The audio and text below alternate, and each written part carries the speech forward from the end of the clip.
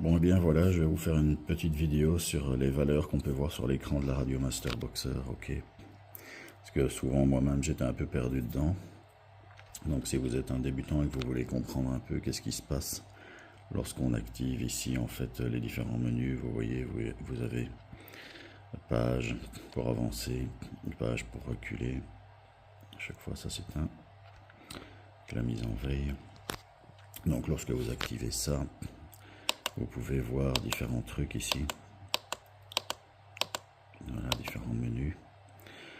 Donc par défaut, ici, on voit simplement, je vais montrer ici, le nom de mon modèle, le voltage de ma batterie, le fait que j'ai créé une minuterie qui a le nom 3M pour 3 minutes. Ici, c'est 3 minutes 30 en fait.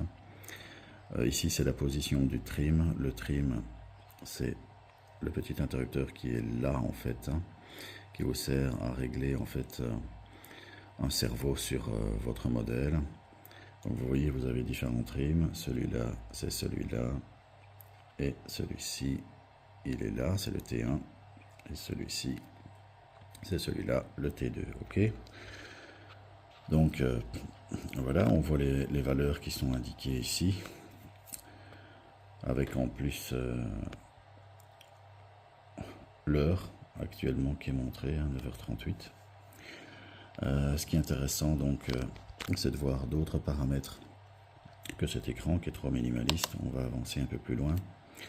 Donc si j'arrive ici, je vois toujours donc mes lignes ici donc de mon nom de modèle, mon voltage, ma minuterie, et je vois en fait la position de tous mes interrupteurs. Comme vous pouvez voir sur la Radiomaster, les interrupteurs reçoivent tous un nom. Bon, certains appelleront ça des switches en anglais, peu importe. Donc on voit si, voilà, maintenant je vais changer l'interrupteur SA, on voit la position qui change, voilà, le symbole est changé. Si j'ai un interrupteur à 3 positions comme le USB, je vais voir la position intermédiaire aussi, qui est le tiret. Voilà, ok. Donc qu'est-ce qu'on peut voir ici? On peut voir dans les deux gros carrés qui sont ici, en fait, la position domestique. Donc ici, j'emploie mon rudder, je vois la position de mon rudder, j'emploie mes gaz, je vois l'élévation de mon gaz. Sur ma manette de gaz, ici, je vais prendre les ailerons. On voit mes ailerons qui se déplacent et ici, la profondeur, ok, pour le dernier. Donc voilà, donc on a déjà ici le résumé de ces deux vues.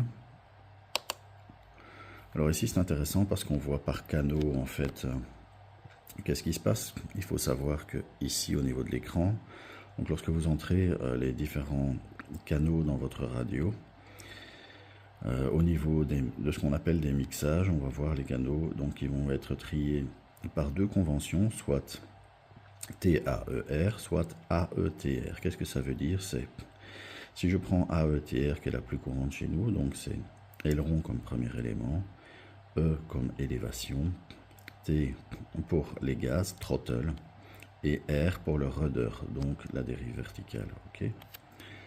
Donc maintenant, en quoi ça se traduit ici si je regarde? Donc je vous ai dit que j'allais prendre les ailerons pour la première ligne en haut. Donc je vais prendre mon stick ici, qui est celui de mes ailerons. Vous voyez, je vais le déplacer.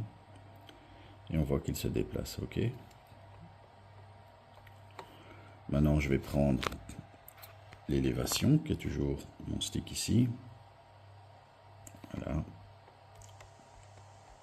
Je vois mon stick d'élévation qui fonctionne. Maintenant, je vais prendre mes gaz. Et ici, normalement, ça ne devrait rien faire au départ parce qu'il y a une sécurité. Maintenant, si je coupe ma sécurité, on voit que ça fonctionne. Ok. Si je fais aller le rudder, donc mon stick ici sur la gauche et la droite, je vois le rudder qui fonctionne. Ok. Donc je peux contrôler en fait si tous mes sticks fonctionnent bien, si les commandes ne sont pas inversées à partir de cet écran. Ensuite, si je viens ici, je vais voir de façon fine. Donc je clique toujours sur la page Next, ok. Vous pouvez faire page Next ou Previous ici, précédent, suivant.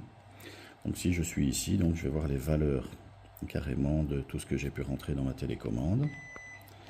Donc A pour mes ailerons, donc je reprends ici mes ailerons gauche-droite, ok. voyez, je vois le déplacement des valeurs pour mes ailerons. Si je fais l'élévation, je vois le deuxième paramètre qui change. Là, je fais ça. OK. Si je fais aller mes gaz ici, je vais les mettre activés d'emblée. OK. Throttle, vous voyez, hop. Maintenant, je vais mettre ma sécurité. Imaginons il est à 100. Clac, vous voyez, il redescend automatiquement à 100. Si maintenant, je fais aller le rudder, donc la dérive verticale, on voit la dérive verticale qui se déplace. OK. Alors, ce qui est intéressant à savoir, c'est donc les canaux donc, sont marqués comme ceci. Ici, je suis dans le cadre d'un AETR au niveau du codage. Donc, aileron, élévation, donc gaz, rudder, dérive verticale.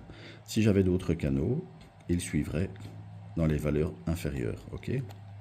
Ce qui est intéressant aussi, c'est à savoir si vous programmez la radio, vous allez voir que par exemple, s'il y a un servo qui est affecté par L, on va voir les valeurs ici, hein, lorsque vous allez bouger un stick, qui vont se combiner pour que vous puissiez voir ce qui se passe lorsque les deux ailerons se déplacent. OK.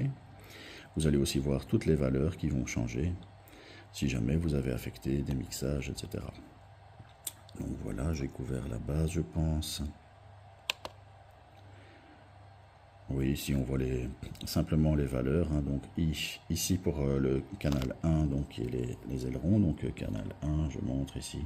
OK, la ligne 1, mes ailerons. Donc je vais bouger mon stick. Voilà. Et je peux voir la valeur donc de mes ailerons par défaut. Je suppose qu'il y a un trim par défaut ici que j'avais défini et qui est à 20. Pour l'élévation, elle est à 23 comme vous voyez. Voilà. Puis ensuite, j'ai mes gaz là qui doivent être à 0 ou à moins 100. Quand je l'active, voilà, là il est à 0. Donc 0 et moins 100. Donc au niveau d'une commande de gaz, à 50%, il va être à 0. Voilà. Et à 100, il est à plein pot. Je le coupe. Et ensuite, mon rudder, on le voit qui se déplace ici. OK. Vous voyez que mon rudder n'a pas été trimé sur cet avion. OK. Voilà, je pense que maintenant c'est terminé. Oui. Donc j'ai fait la totale par rapport à cet écran. J'espère que pour vous c'était intéressant. Je pense que c'est quelque chose d'utile lorsqu'on est débutant, de comprendre un peu tout ce qui se passe sur cet écran pour savoir comment le modèle fonctionne et être plus ou moins sûr qu'on n'aura pas de pépins au premier démarrage. Allez, bon vol.